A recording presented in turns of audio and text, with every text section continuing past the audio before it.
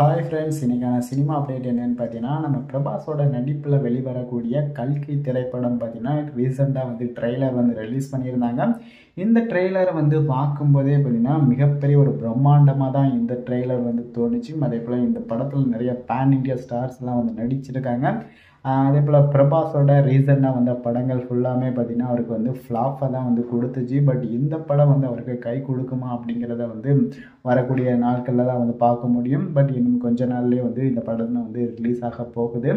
நாட்களுமே வந்து நெருங்கிட்டு இருக்கு.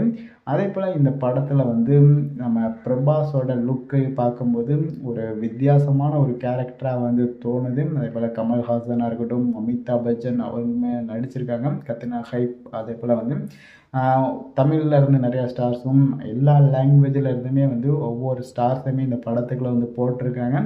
இந்த படத்துக்கான ஃபஸ்ட்டு பார்ட்டாக தான் இந்த பார்ட் வந்து ரிலீஸ் பண்ண போகிறாங்க.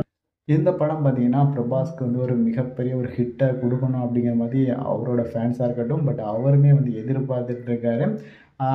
பிரபாஸோட தொடர் தோல்வியின் காரணமாக இந்த படம் வந்து அவருக்கு ஹிட்டு கொடுக்கும் அப்படிங்கிற மாதிரி ஒரு பக்கம் பேசிகிட்டு இருக்காங்க. பட் படத்தோட ட்ரெய்லரை பார்க்கும்போது அது கதை எதை நோக்கி போகுது அப்படிங்கிற மாதிரி சுத்தமாகவே புரியலை. பட்டு நம்ம படத்தை பார்க்கும்போது ஓரளவுக்கு புரிய வாய்ப்புகள் இருக்குது. பட் புரிய வச்சுட்டாங்க அப்படின்னா அந்த படம் வந்து வெற்றியை பெற்றோம்.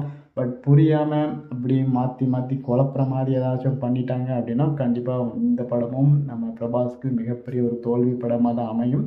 நீங்கள் எந்த அளவுக்கு வந்து இந்த கல்கி திரைப்படத்துக்கு ஆவலோடு காத்துட்ருக்கீங்க அப்படிங்கிறத மறக்காமல் கமெண்ட்டில் சொல்லுங்கள். அதே போல் உங்களுக்கு இந்த வீடியோ பிடிச்சிருந்தா லைக் பண்ணுங்கள், சேனலை சப்ஸ்கிரைப் பண்ணுங்கள். வேறொரு வீடியோவில் அவங்கள சந்திக்கிறேன்.